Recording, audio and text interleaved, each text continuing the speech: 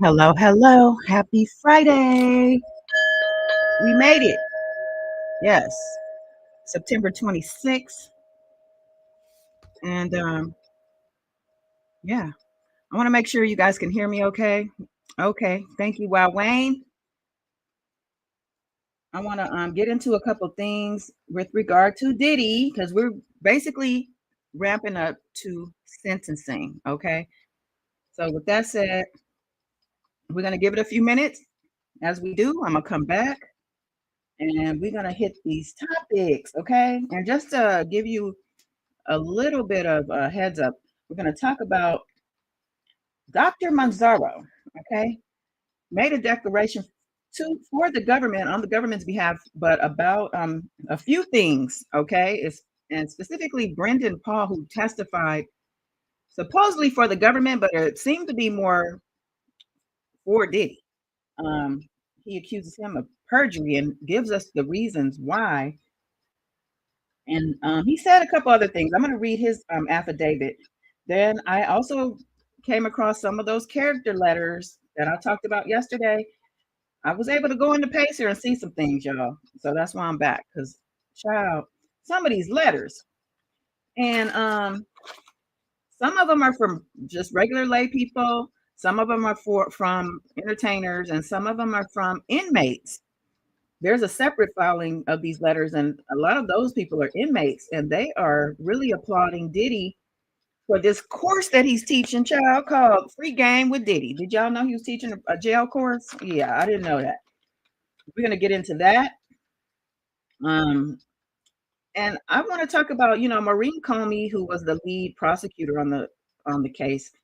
She was fired. We know that, but last week she turned around and sued for her firing, okay? And then now on top of that, her father, James Comey, former FBI director, has been indicted, child.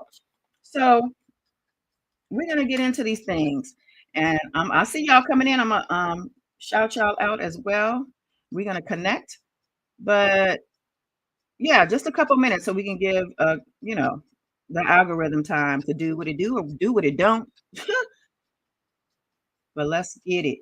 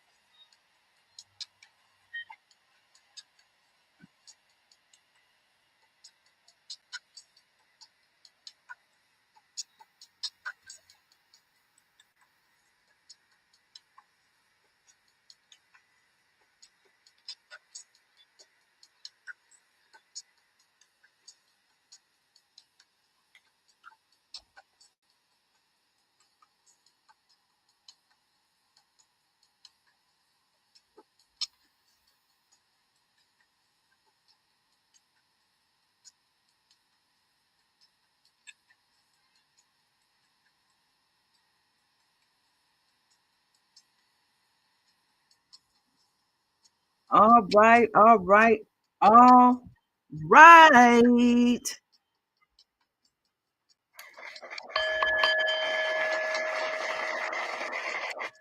Shout out to Kalani, child. I love this song, Folded.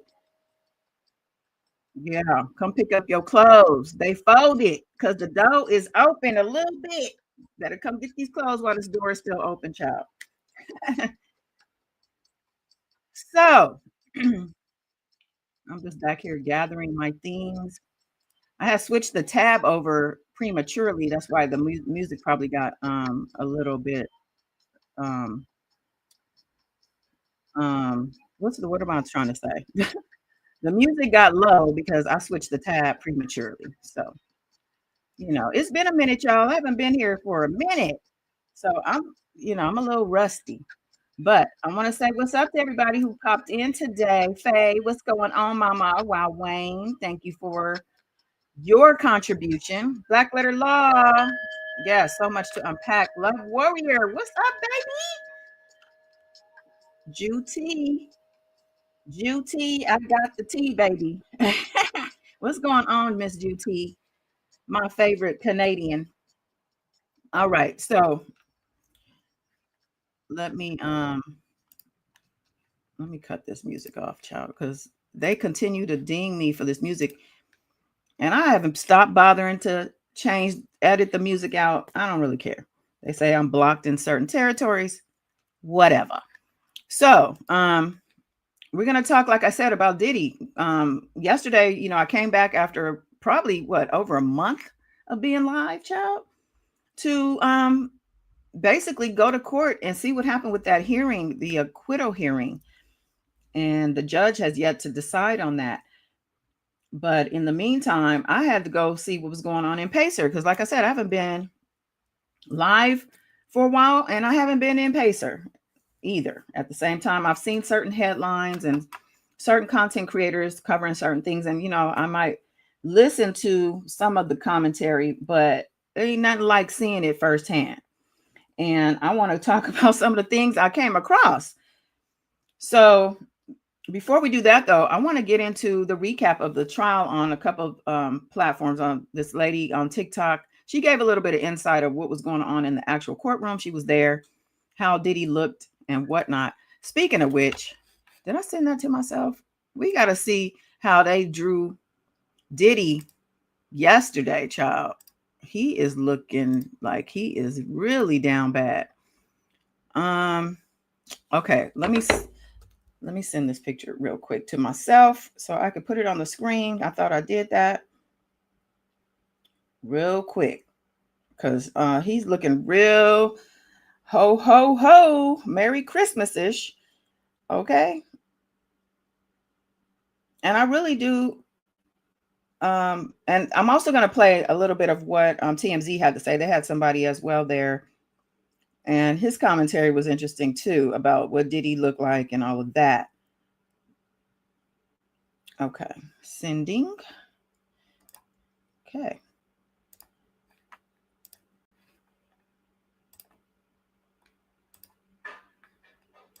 Okay, let me bring this up on the screen.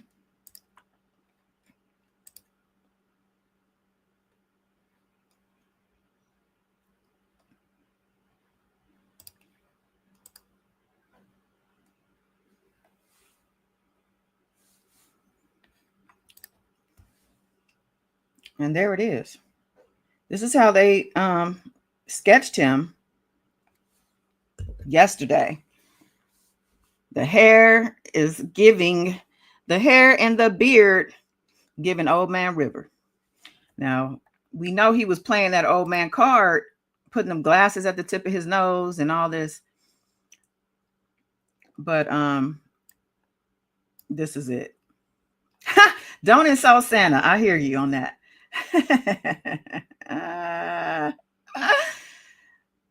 Okay, we'll leave Santa out of it. Okay, so let me bring this down so we can listen to this lady who was at the trial. I'll put it back up though, because that's a key right there. That's a real key. So she was at the trial. Let's see what she says. Okay, you guys, I feel like I'm in a total time warp. Like, here we are back at the courthouse, okay? But now it's October and a few things have changed. One, I got Botox. Two, Tenny Garagos is pregnant, and you can see it's not a Diddy glow, it is a pregnant glow. Her bump was out today. And then Tenny Garagos is pregnant. That's interesting. And if she's visibly pregnant, as she's saying, that means she was also pregnant during the trial, right? Because the trial was just last month. So that's interesting. All of a sudden, Diddy walks in. He walks in, and I'm like, why is Diddy wearing Yeezy Season 5? And then I realized that's a jail outfit. Diddy was wearing a jail outfit. Well, he is in jail. So I think that it would be the appropriate attire, correct? And speaking of, when I went into Pacer, I did see the filings about the prison outfit versus allowing him to change. They had a whole thing. He wanted, to wear the whole sweater and shirt combo, slacks, shoes with no laces. And the judge said, no, what's the purpose? There's no jury. And he denied it. And he asked them for an explanation, but they didn't even bother. I guess they didn't have time. So I guess it didn't matter whether or not they responded or not, because by the time the judge put the order in, or they even filed that, hearing was already coming up. So yeah. He looks at his family. He spots his twins. They're wearing the matching headbands. And he says, you girls look so pretty. He sits down, he kind of waves to people. And then I'm looking around. It's all the same people. We're all just here. But the one missing element of today was Maurene Comey. Trump fired Maurene Comey. She's gone. So I was like, oh my God, it's not a 6-pack of white women anymore. It's a 5-pack of white women. But no, they've replaced Maurene Comey. And it's still a 6-pack of white women, except now. I want to know what she on, because whatever, I'll have what she's having, because she's very energetic and all over the place, kind of, sort of, but yeah. Now there is just one woman. Guys, Diddy's whole family was there today. The only one that was not there, actually, no, they were all there. King came in late with his girlfriend, and they were flirty. Stay tuned. More at 7. She said King came in with his girlfriend and they were flirty. And that's something to say about, or acknowledge about King. He seems to be, to me, over sexualized or overly sexually stimulated. I don't know how to say that. He comes across as somebody who was exposed very early to some things, just like his daddy. Okay. Yeah, this is news to me too, Faye, about her Tenny being pregnant. I don't know if I'm not in this lady's life at all. I have no idea what's going on with her. But yeah, this was something brand new. So you heard what she said. Now I'm gonna pull up as well TMZ. They had somebody on the ground as well, and he said some things that I thought was interesting. But it's funny to me how what's his name? Harvey. We know he's good friends with Garagos. So when he says, I'm talking to somebody who's in the know, or somebody, we already know who it is. But let's listen to what they had to say about yesterday. He's back in court throwing a Hail Mary before his sentencing, a week before his sentencing. We told you that he and his attorneys would be in court today in New York City in federal court, arguing that the Mann Act convictions should be thrown out. For various reasons, one of which they say is that the Mann Act shouldn't apply to somebody who brought somebody across state lines if they didn't have sex with the sex worker. Interesting. I mean, on the surface, it sounds like a good argument, but we'll get to that in a moment. But actually, there was a moment in court today. Diddy obviously was there, but a lot of his family members showed up.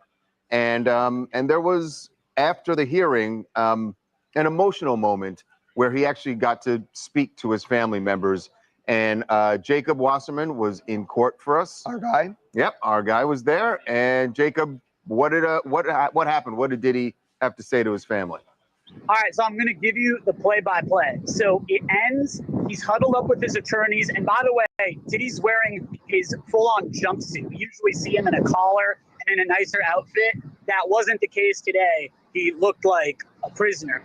And afterwards, he's talking with his attorneys, and he looked like a prisoner. What they're failing to acknowledge is that Diddy had hearings and hearing after hearing after hearing prior to the trial. And during those hearings, he had on a prison jumpsuit or a jail jumpsuit. So he's back in his jail jumpsuit. What's the big deal? Turns around to speak with his family. His mom's there, all of his children are there, and more relatives too. He turns to them and for about a minute to 2 minutes goes on a very long speech talking about just words of encouragement, saying, I can't tell you how much I appreciate all your support. You got to stay humble, stay strong. But then one of the more interesting things he said was every minute, every hour, I get closer to coming to home. So it's an interesting perspective that he has just on the heels of his sentencing, which comes up next Friday. Diddy is operating on his whole love frequency. See, the problem with Diddy is that he came into this knowledge about frequency too late in life. Okay.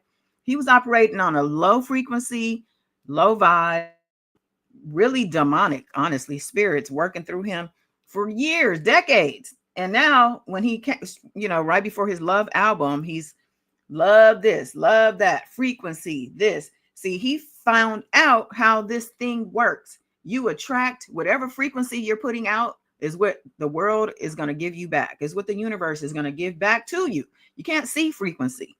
So you can pretend to be cool and nice and all these things. You can put on a presentation, a face, but whatever is truly going on with your energy is what dictates your frequency. So somebody told him somewhere along the line, he figured out, let me change my frequency.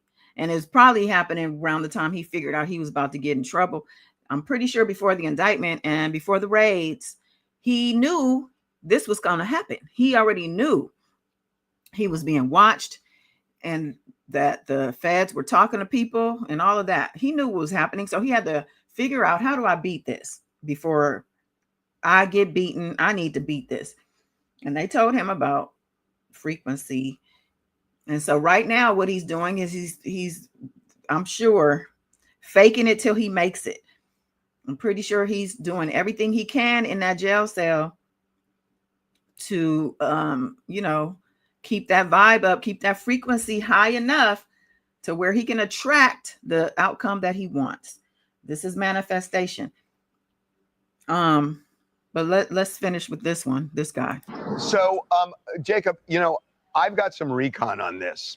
And my recon is that since the verdict, Diddy is having a tough time emotionally handling it. And what I found really interesting about what you said is he came in a jumpsuit.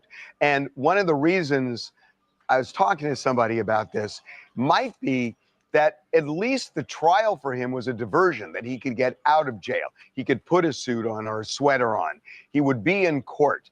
And now he's just an inmate and not knowing how long he's going to be there. I mean, look at this sketch. I mean, he's Santa Claus. He's fully gray. I'm told this is taking a toll on him. Did you get any? It's just interesting to me that you said he was wearing the jumpsuit.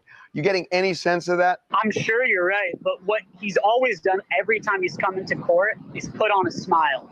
And it's when things have gotten really low, he still comes out. He usually carries a self-help book with him. And I think this is part of maybe the lessons he's learning while reading these self-help books is, just smile through the pain, maybe something along those lines. See, he even said this is something he's learning from these books, but he's just trying to keep the momentum up. But this is something he learned. He might have learned this a long time ago, but he just started applying this publicly before that Love album came out. And then it was love this, love. He even changed his name to Love. I mean, he was like, I gotta, let me fix this.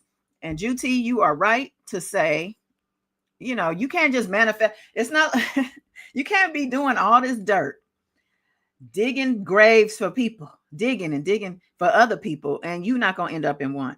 You have been doing dirt to people, against people for decades. So you can't all of a sudden go, oh, that's how, oh, I need to raise my frequency and get this right. I need to get my spirit right. I mean, of course you want to do that. You want to do it, but you can't escape whatever you already have in motion. You already have things in motion that you're manifesting due to that horrible, nasty, demonic energy you was leading with prior.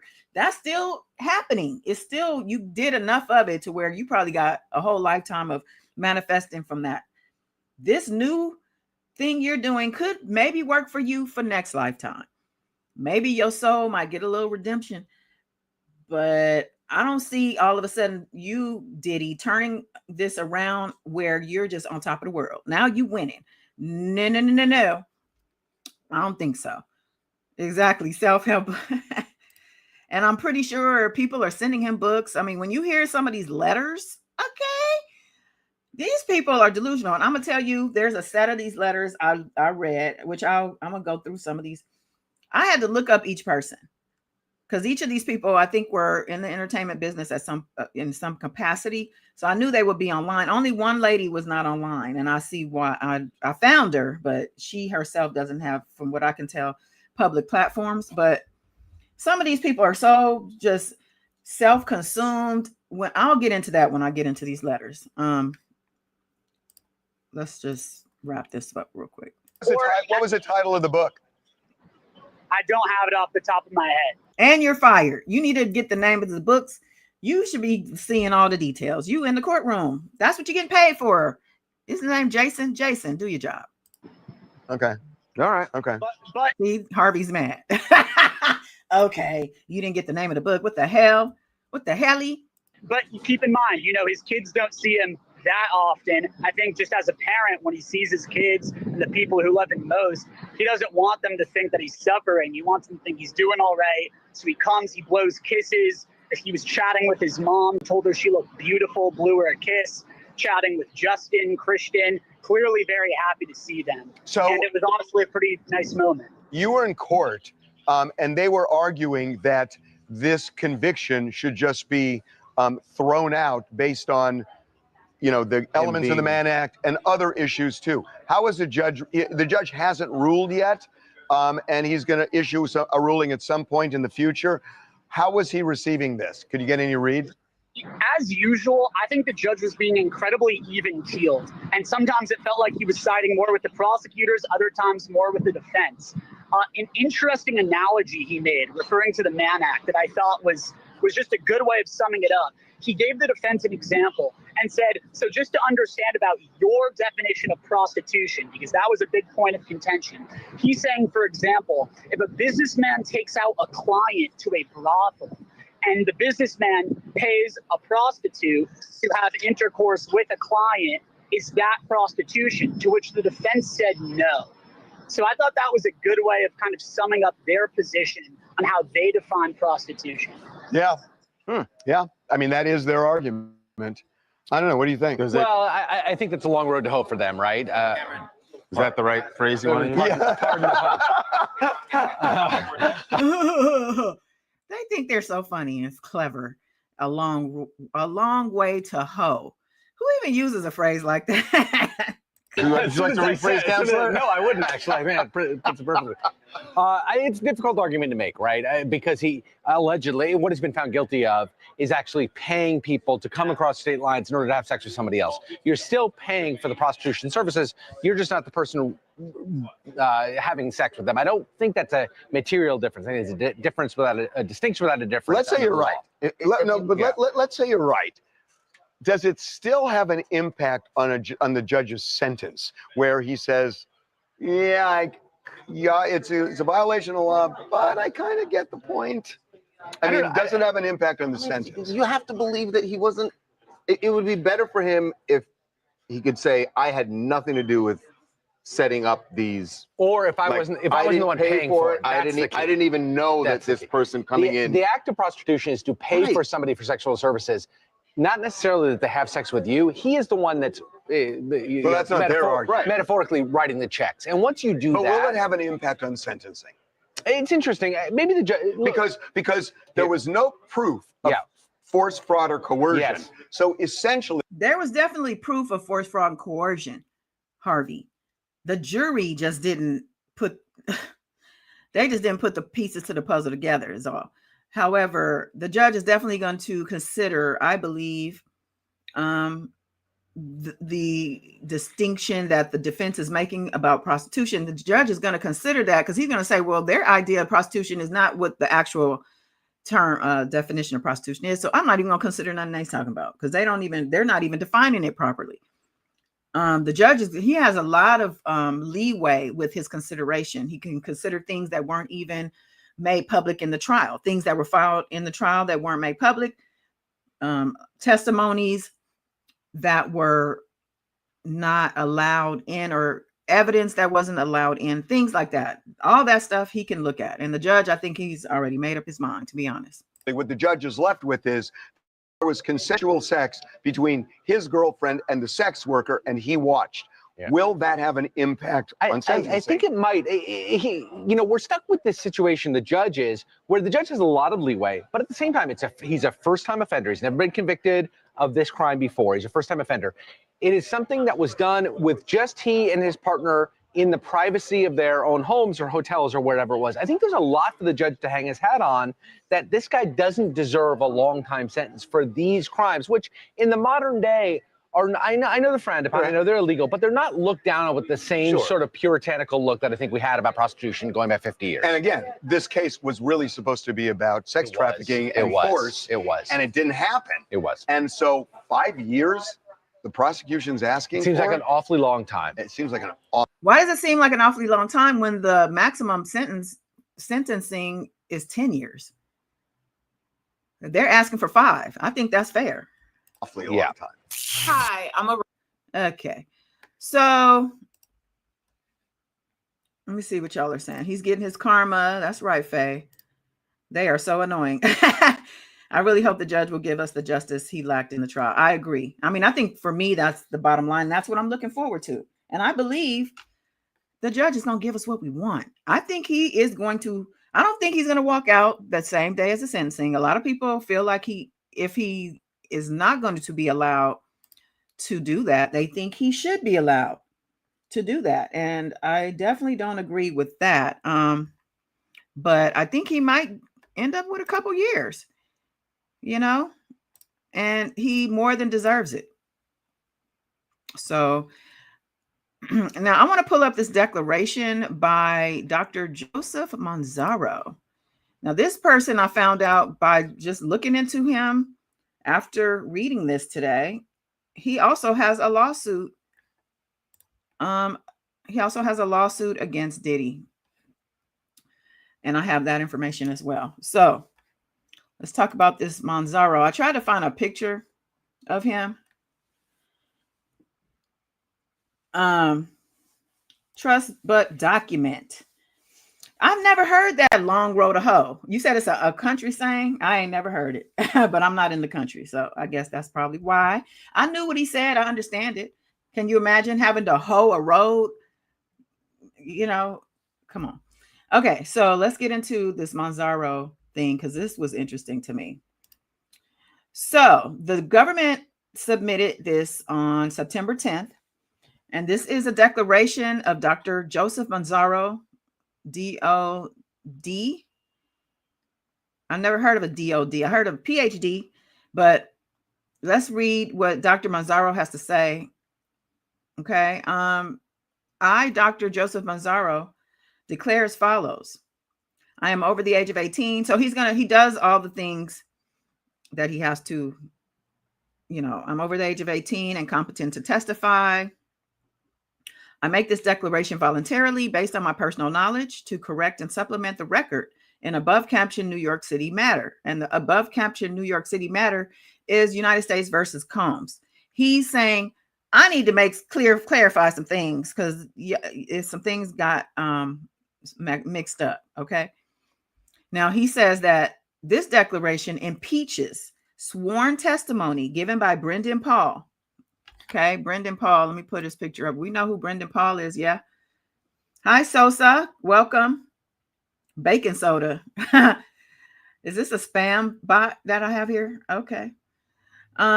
Brenden Paul, y'all remember, was accused by the government of being a drug mule. But after his testimony for the government, it didn't really turn out to paint him in that light, or he didn't with his testimony. At least he tried to minimize the fact that he was a drug mule and say, oh no, I was just giving him a little something here and there. And that was really on a small scale. I wasn't really doing that much. Okay, well, this is what Dr. Manzaro says that he witnessed. Okay. He says this declaration impeaches sworn testimony given by Brenden Paul on or about June 20th, 2025, and memorializes that I instructed my then attorney, Travis Walker, to present this evidence to the proper New York court and to refer it to Federal Bureau of Investigation. To my knowledge, those instructions were not carried out, depriving the court and federal authorities of material case critical information and impeding the administration of justice. Oh, I just realized. Let me walk back something I said. Okay, so the trial was actually in May, huh? When we were talking about Teenie being pregnant, I said she was pregnant during the trial if she's showing.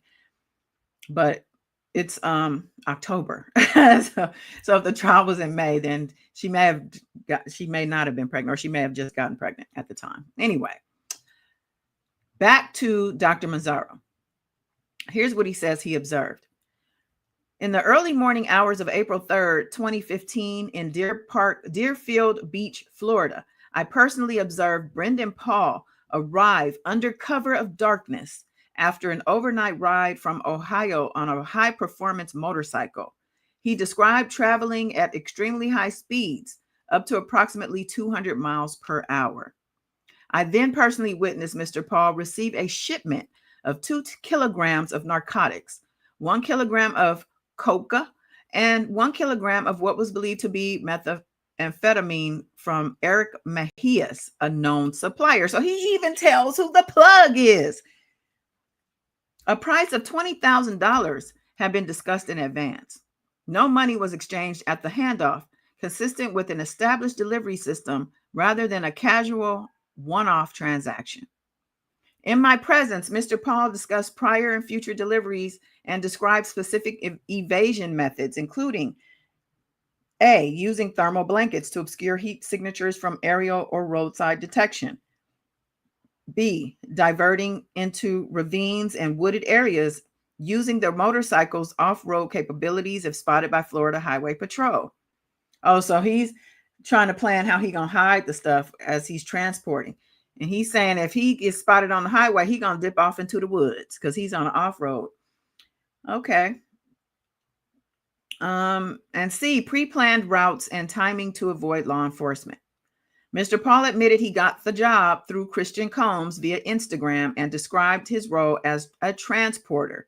These statements and the observed conduct are consistent with organized drug trafficking activity, not personal use or casual involvement, which is what Brenden Paul testified as his role, or, as what he was doing in this whole scenario. Personal use, casual involvement, He says later that same night, April 3rd, 2015, after the drug drop-off, I observed Brenden Paul inside the event where I was SA'd.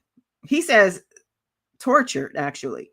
I first saw his reflection in a mirror, turned, and then saw him in person, laughing and jeering, while Sean Combs and Jay-Z, oh Lord, used a black rubber fist to violently assault me. I confirmed Mr. Paul's identity by his distinctive fang piercings under his chin, which were fresh and oozing which he said were illegally performed by a friend at a tattoo shop. This sounds kind of familiar. Maybe I did read some of this before. Okay, Mr. Paul asked for a napkin to clean the wounds, and Eric Mejias provided it. This interaction occurred in Deerfield Beach, Florida on April 3rd, 2015, confirming Mr. Paul's physical presence in Florida that night. During these events and discussions, Mr. Paul stated in substance that he sells meth to the kids at school and that 1 kilo will last him the whole year. This statement underscores distribution level conduct and refutes any suggestion that his handling of narcotics was limited to personal use quantities. So he says that the claim was that he's absolutely not a drug mule. But the fact is that he said, I personally witnessed him receive a 2-kilogram shipment after an overnight high-speed run from Ohio. He said the claim that only small personal use amounts are less than 10, more than 5 occasions. But the fact is that 2-kilogram deliveries was a wholesale scale transfer, about $20,000, with prior and future runs discussed. He also stated he sells meth to kids at school and that 1 kilo lasts him a year. The claim that he never attended or witnessed freak-off events, only cleaned afterward and only cleaned up afterward, is what Brenden testified. But the fact is, he said that he was present inside the April 3rd, 2015 event during my assault, laughing at it while it occurred. He said the claim no admission of being in Florida April 2015. And the fact is, I identified him by fresh fang piercings, saw him in person, and observed him obtain a napkin from Mejias, all in Florida that night. And then he also says involvement minor or infrequent and disconnected from any broader operation, that there was no involvement. He said, but the fact is he self-identified as a transporter and he was recruited via Kristen Combs and discussed routes, shipments, and evasion, hallmarks of a structured trafficking enterprise. He's putting himself at risk with this. He says immediately after Mr. Paul's June 20th, 25 testimony, and on multiple occasions thereafter, I instructed my then attorney, Travis Walker, to present the above impeachment evidence to the presiding court in the United States versus Combs. Now, I wonder why the attorney didn't do it. Did the attorney not believe him? I mean, isn't it the attorney's duty to follow through on a client's request? And unless he tells them in that moment, no, I'm not doing this. Or if he at some point says, I'm not going to do it, or I can't do it. Sounds like he was led to believe it was done and then didn't find out till after the trial that it wasn't done, is what I'm getting. But he said I also instructed Mr. Walker to report this information to the FBI, given the apparent drug trafficking and perjury implications. To my knowledge, despite my clear instructions, these actions were not taken. As a result, the court and law enforcement were deprived of material impeachment evidence and the administration of justice was impeded. And he reiterates why it matters and, all the things, the kilograms, the fact that he was recruited by Christian, that he described himself as a transporter, admitted to selling the meth to kids. And, he basically, he contradicted himself is what he said, as far as what he said on the stand, as far as only casual or personal use of activity versus what he knows to be true or what he claims to be true. These facts warrant impeachment of Mr. Paul's testimony and referral of potential perjury and obstruction-related offenses and for investigation into a coordinated trafficking enterprise. So he's basically like, let's open a new door to these motherfuckers. Let's open a new door and file some new charges and impeach him. This is what he's asking. And the government must agree, because they filed this. Well, actually, I won't say the government filed it. He filed this, because you can file, people file, all kinds of people file stuff. So I guess I was initially thinking the government filed this on his behalf, but this was on the government's behalf that this was filed. He's just basically requesting court actions. He wants an evidentiary hearing focused on the credibility of Brenden. He wants to issue preservation directives for relevant communication devices, Instagram records involving Paul, Christian Combs, Eric Mejias, and others named herein. And he wants it referred to the FBI and the Southern District of New York. And this is where he filed this. And he declared this under penalty of perjury. All his information, they didn't redact his information like they did some people's. I see. His phone number, email, and address is here. So anybody who wants any retaliation against this man knows how and where to find him. So let me see. Yeah, it is a lot, Faye. So let me find.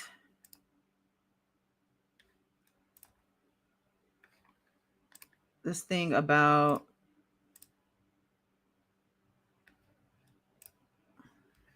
Manzaro. It was in the news in April about Manzaro's claims that it was in the USA Today has it here. Sean Diddy Combs accused of drugging and sexually maiming a man in a lawsuit.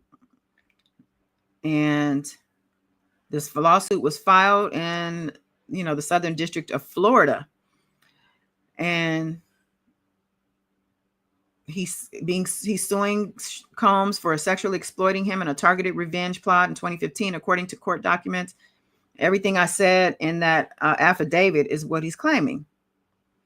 He said Diddy orchestrated and facilitated the abuse of coercion and intimidation of Manzaro, using his influence, wealth, and power to silence and control Manzaro, and engage in fact acts of violence, sexual coercion, and psychological manipulation, knowingly causing severe harm while ensuring Manzaro remained unable to seek justice. And he's also including Eric Mejias, Brenden Paul, Latin music producer Emilio Estefan, and Audria English. Audria English had her own claims against Diddy. She's the one that said that they called her she Diddy. I think that was what she said.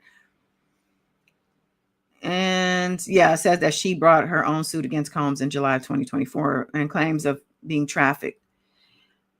So, but this guy, this Manzaro, is including her in this too. So seems like he's claiming she was there as well. She did admit to having some culpability. Like, she claims that she did some things, but she said it was under the duress of Diddy. Let's see. The man claims he was abducted from his West Palm Beach, Florida home by Mejias. Manzaro recalled arriving at his home and discovering a greasy substance resembling Vaseline on the entrance door handle, after which he lost consciousness. Also, it was some kind of drug. And who is this Mejias guy? He sounds like he needs his own. He should have been in the RICO, or have his own charges. He said Mejias transported Manzaro to his residence, where he met up with Combs' other associate, Paul. And that's where he observed the drug transaction. And they named some other people, Omar Bravo. And it said that he heard Paul tell Mejias that Combs wanted Manzaro to be brought to a freak-off event. Now, my thing about this freak-off stuff with regard to the trial, I think they minimized a lot of things for what, I don't know why they did this or do this, the government, because I know they knew more. I think they really only try to present what they can prove. But I mean, it's a real disservice to the whole justice system, honestly, when you don't bring everything. Like, bring it all, and then bring the people who can corroborate this. Where was this man during the trial? I mean, I guess he didn't observe anything during the time frame they were focused on, maybe. I don't know, but it's just all pretty ridiculous. All right, so let me get to a couple of these character letters really quickly. Let's see.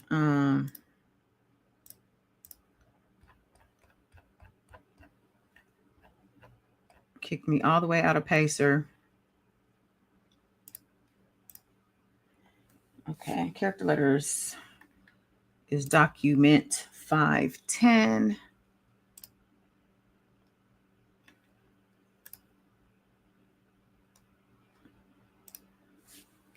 I know y'all glad it's Friday. I know I'm glad it's Friday. I actually have to go to my son's stepdaughter's soccer or football or whatever. I don't know, some type of game they wrangled me to go into.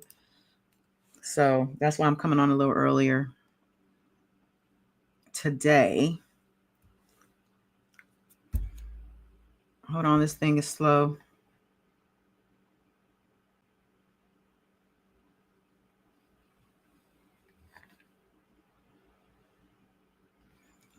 Okay, 510. Okay, and Letters of support. Additional letters. So this is a second set of letters.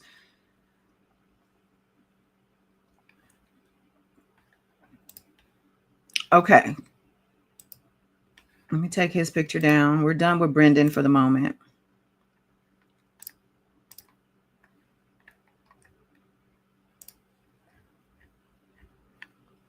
Thank you, Faye. They turned it into a circus, making a mockery of the justice system. Yeah.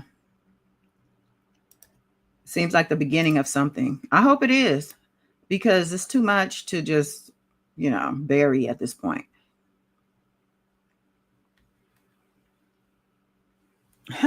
You're going to bed soon. 9:30. It's early.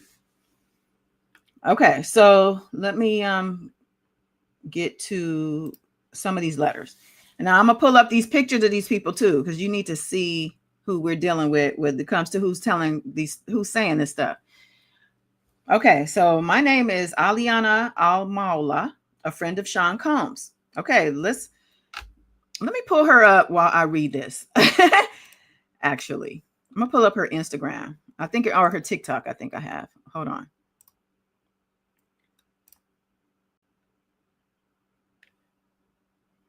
Yeah.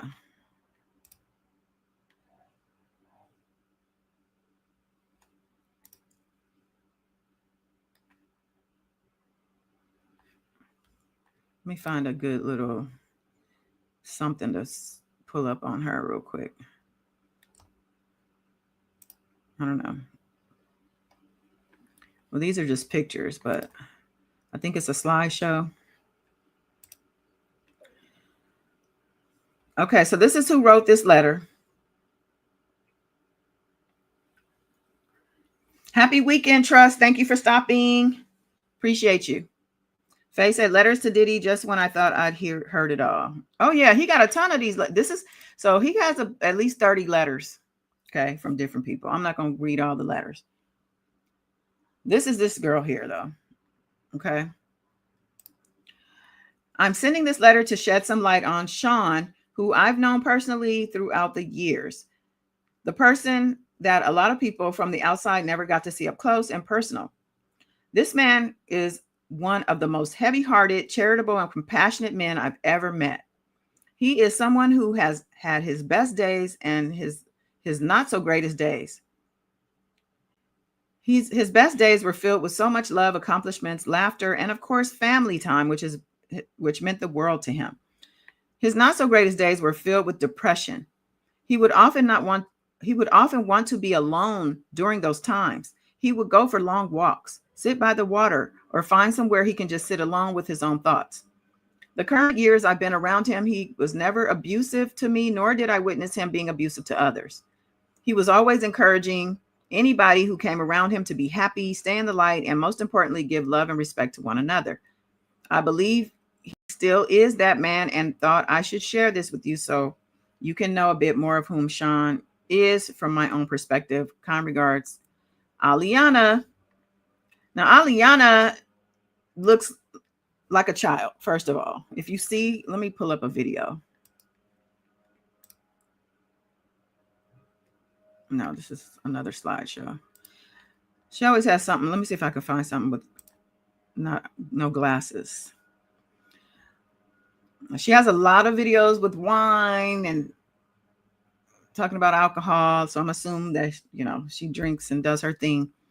But this is her talking about she's known him for years. She looks very young to me to have known him for so many years. She must have only known him maybe throughout the last few years since he's been love and on his love frequency, because girl, bye. Now, it's easy for people to say, he's never done that to me. I've never seen that. That's not who I know him to be.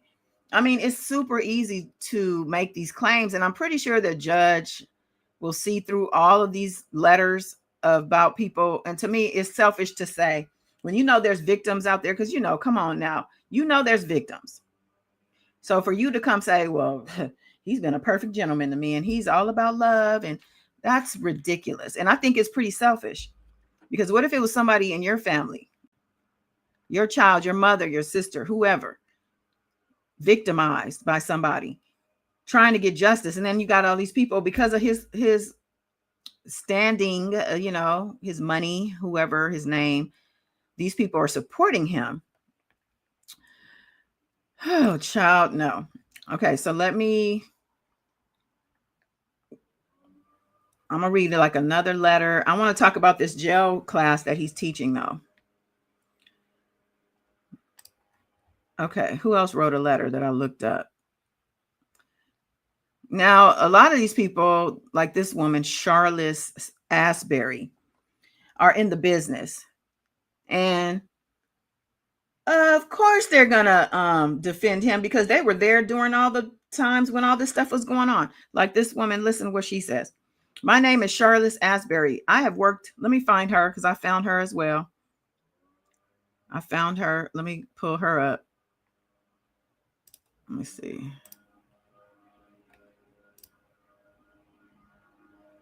I think it was her Instagram.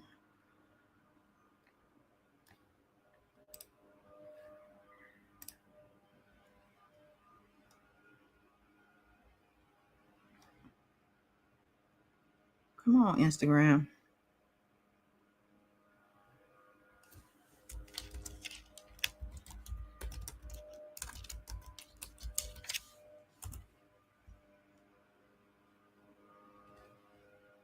I don't know what's going on with this. Slow as I don't know what.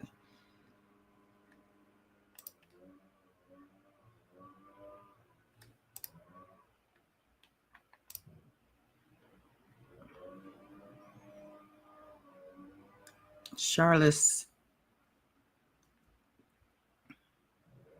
Maybe I didn't find her. Okay, let me move on. I want to talk about her letter. I have worked in the entertainment industry for over 30 years. I worked at LaFace Records alongside Antonio L.A. Reid and Kenneth Babyface Edmonds. I oversaw various projects during this time, such as TLC, Usher, and Tony Braxton. I'm writing this letter in support of my friend and colleague, Sean Combs, who I've known for over 30 years. So this person has known Diddy throughout all of these allegations, throughout all of the time that he's been who he has been, from Puff to Puff Daddy to Diddy to P. Diddy to Diddy to Love. You know, she's known him all this time. So she's probably known a lot of the people that have been involved in this. She probably knows a lot more on that side of things that she's ever going to tell us. But this is what she's doing to save face in Diddy's eyes. People want to still be in Diddy's good graces. Now she said throughout this time, I have witnessed firsthand the strength of his integrity and unwavering dedication to excellence. I have witnessed him build a music empire that helped mold the soundtrack of the 90s. Professionally, Sean has built a distinguished career in the entertainment industry. He possesses a deep understanding of the marketing and hard work it takes. With an extraordinary ability to connect strategy with execution, his creativity, insight, and thinking have consistently driven results across R&B and pop music culture. Now, on a personal note, I have felt extremely blessed to call him one of my close friends and my Scorpio brother. We have vacationed together many times. And this is the kicker. This right here, this was ridiculous to me, what she says. One of our first trips together was to St. Bart's. It was one of the first times that he had traveled out of the country. I put the trip together for about 10 close friends and had given everyone our guidelines for packing 2 pieces of luggage each. Of course, no one understood that we were taking a small plane and needed to have less luggage. Sean shows up with 13 pieces of luggage. And when he realized we would be on a small plane, the comedy began. Once in the air, the pilot informed us that we had to land on a neighboring island because our plane was overweight. Now we're all up in arms and mad at Sean with all the luggage. We land safely St. Martin, but we have to wait on our host to send a boat to pick us up. There was no dock where we were told to meet the boat. Just imagine 10 people with 20 plus pieces of luggage sitting on the sand waiting to be rescued. It was like Gilligan's Island. It was one of the most fun vacations ever. I cherish those memories. Are you fucking kidding me right now? First of all, that's how they claim that Aaliyah's playing exploded. It's because it was too much luggage. Now, unfortunately, Sean survived the trip, but he could have had them people killed if that's really what, really what happened. But for her to use this as one of examples she wants to show, all that shows is how Diddy is selfish. He don't think about other people. You see, he didn't leave no luggage behind when he brought 13 and everybody else had 2, or, she said, well, I only said 2. He didn't even limit it down to 3 or 4. He had to bring all 13. He's an asshole is who he is and what he is, period. And then after all that, saying all that, she says, in every sense of the word, Sean is a good person. We grew up in this business of music together, worked on some of the same projects, and became family, so to speak, along the way. I have watched his kids being born, growing up to be young adults.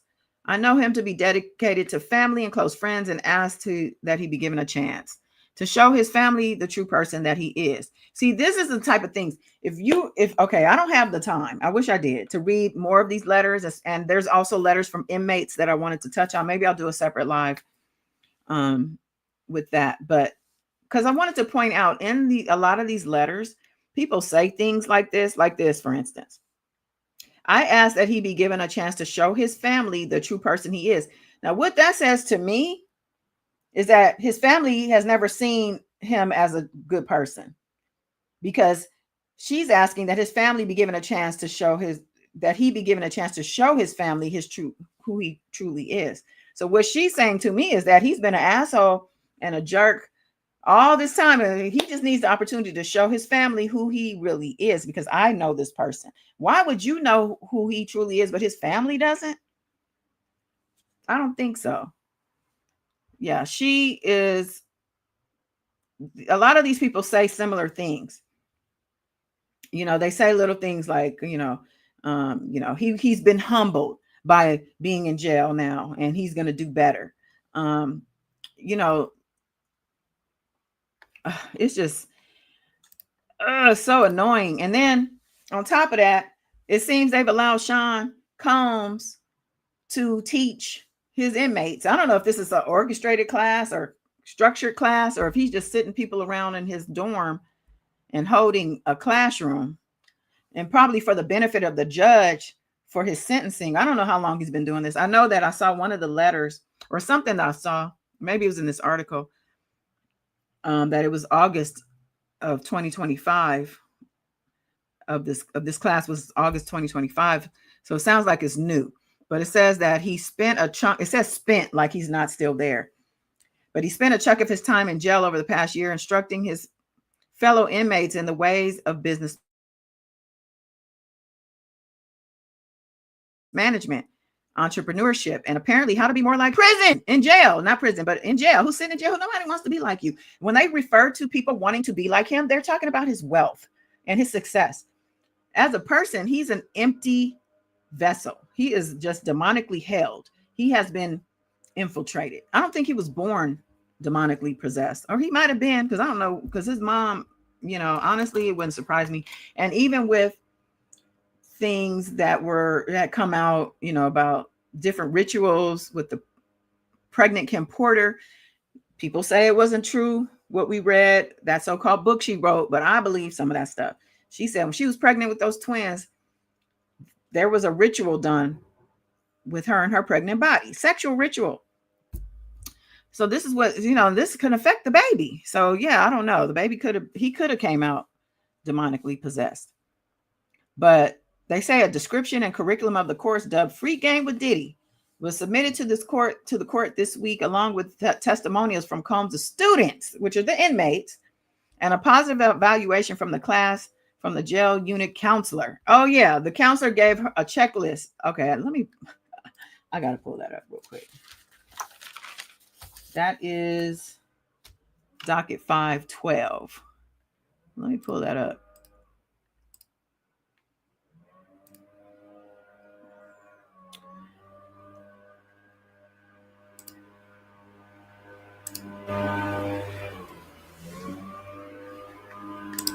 So this is his course evaluation. So it was an actual course.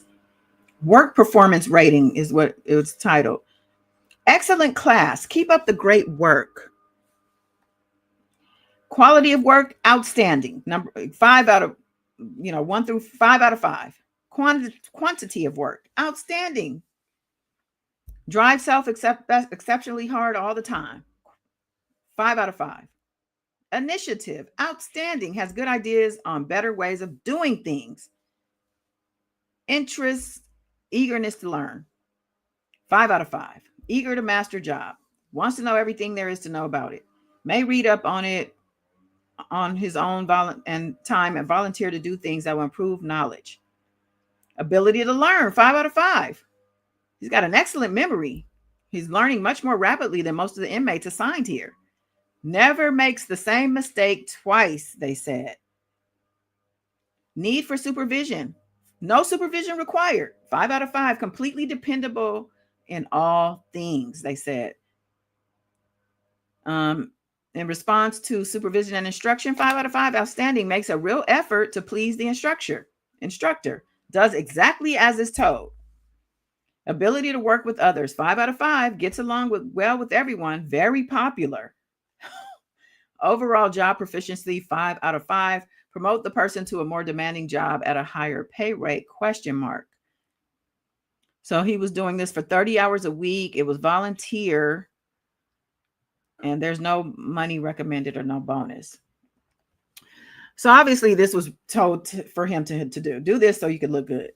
And whoever this instructor is a kiss ass. No, come on now. He was all that. Of course and if he was all that, he is all that because he's faking it. Evaluation period, August 1 to August 31st. It was only for 1 month. I believe it was 1 hour a day, 4 hours a week or something like that. All right. So one last thing. I want to read a couple of these inmate letters, child. I'm not laughing at the people, but I'm laughing at the people.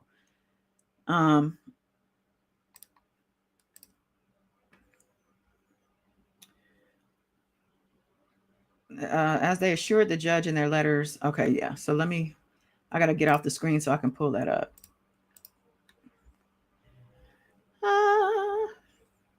So there's so many letters. There's 10 pages.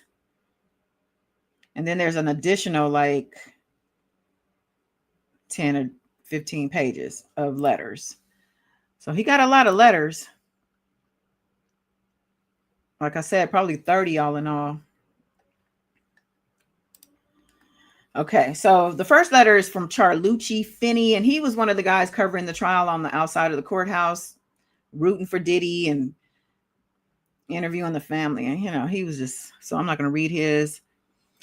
Wait, these aren't the inmate ones. Bishop Noel Jones wrote a letter. Here's one. Dear Judge, may this letter find you in great health and spirits. My name is Andrew Maldonado. I am an inmate at the MDC Brooklyn, currently on a probation violation. I've been in the same housing unit with Mr. Combs for 4 months. I came and been raised all my life in the Bronx. I have to admit, I have no school education. Honestly, I have another inmate writing my words out because I don't even know how to read or write.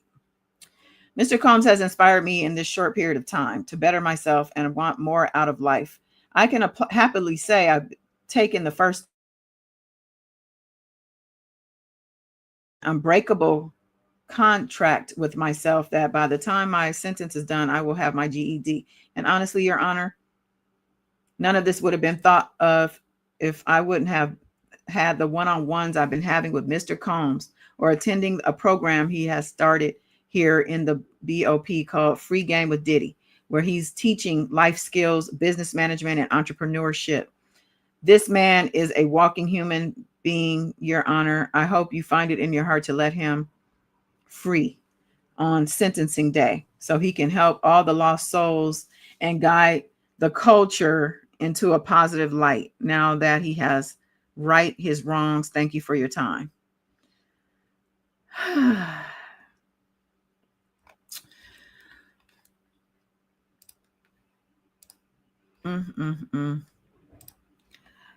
Now, a couple of these inmates, in their letters made claims of spending a lot of time with Diddy one-on-one.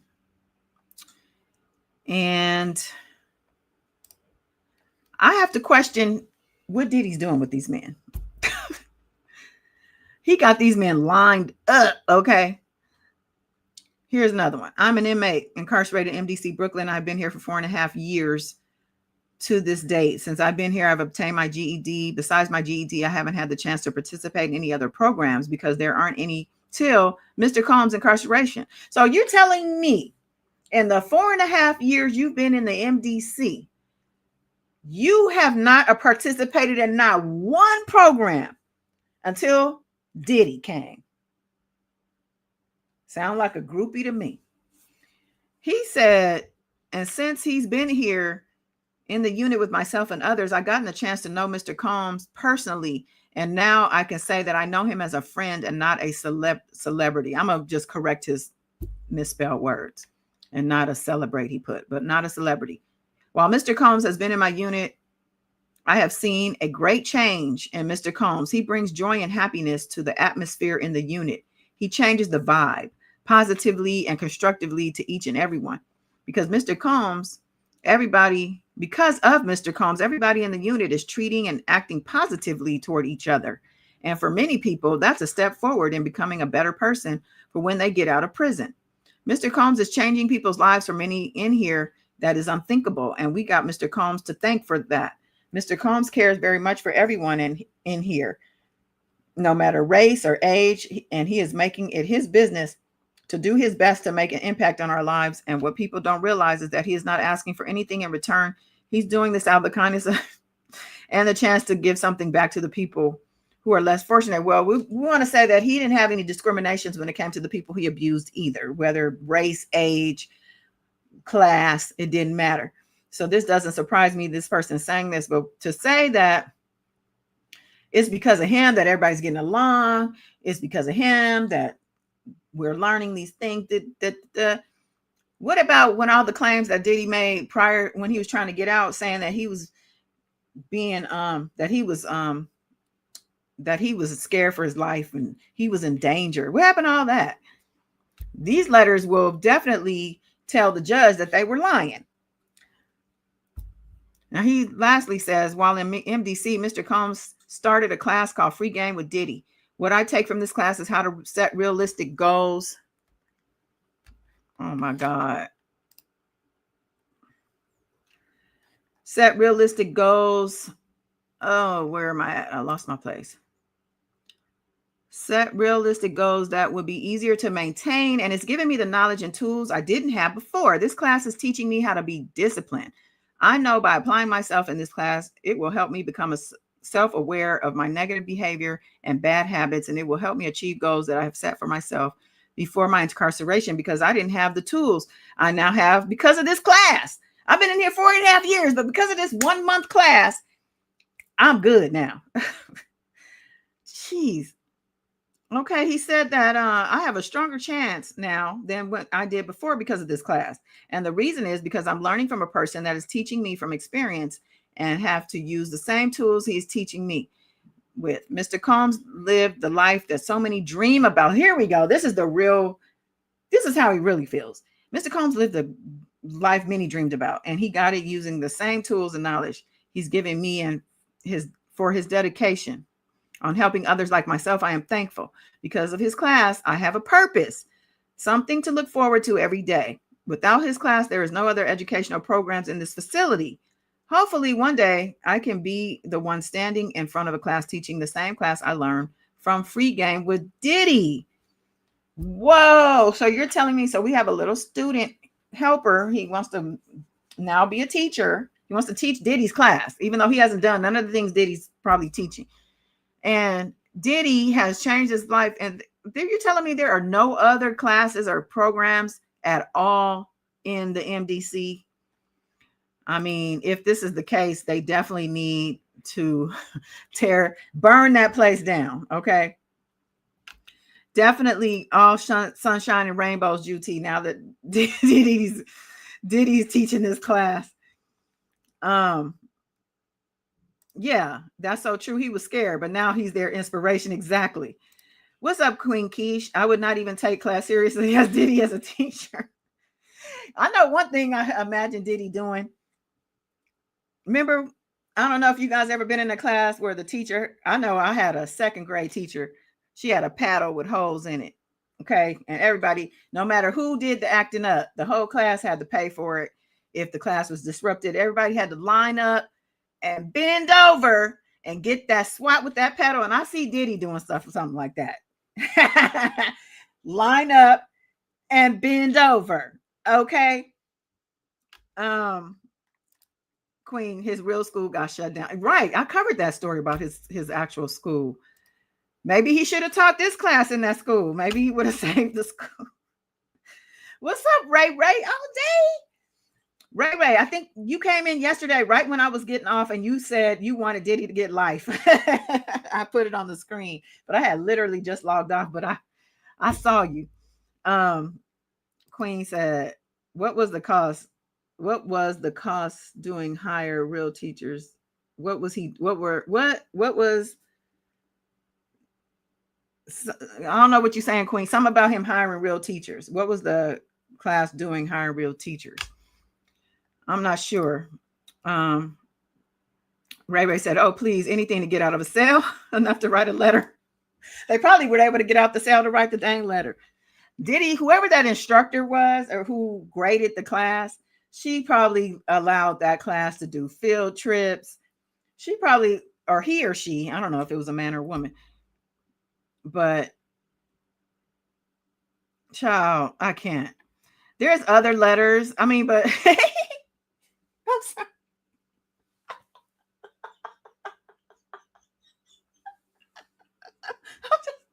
I can't with this. I can't even imagine this classroom. I can't even see. I can't. I think I'm gonna have to come on either this weekend or definitely Monday, but I'm gonna come back because I have more on the list for today to cover. Maybe I'll pick out a couple more letters. But I did want to talk about before the judge comes back with his decision on the acquittal. I want to talk about what the government's opposition to that acquittal outlined, because I don't think I have been on since they filed that. And I think I want to see, what they're opposing before he comes back with his decision so we can see what the government laid out for the judge. We already know, the defense was full of shit, but I'll probably end up doing that. That was a good laugh. I like to imagine these people. I just see Diddy in there. They say he's just running the show up in there. I saw another letter. I have to get the letters I want to read. Maybe I'll print them so I'll have them in front of me. But there was another one that says something like the fact that Diddy is, basically running around that motherfucker like Glenna the Good Witch.